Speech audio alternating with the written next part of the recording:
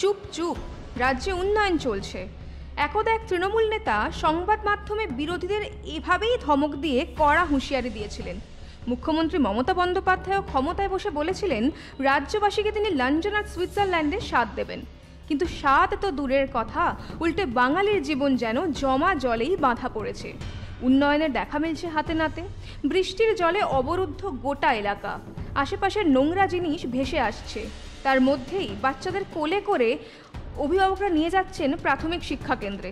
তাতেই চলছে আবার গরম গরম খিচুড়ি বিলি। পাশেই প্রশাসনের অঞ্চল অফিস, হাজারবার বলেও কোনো রকম সুরাহা মেলেনি। অস্বাস্থ্যকর পরিবেশে অগত্যা আইসিডিএস সেন্টার এখন বন্ধের মুখে। পায়খানার জল চলে আসে আমাদের সেন্টারে, খুব মশা। বাচ্চাদের কি করে নিয়ে আসবো, আমরা কোলে করে নিয়ে আসতেও পারছি না, প্রচুর মশা। হ্যাঁ, কোনো ব্যবস্থা নেই। আর জল তো আমি বহুদিন ধরে এখানে আছি, আমরা কোনো রাস্তার কোনো ব্যবস্থা নেই।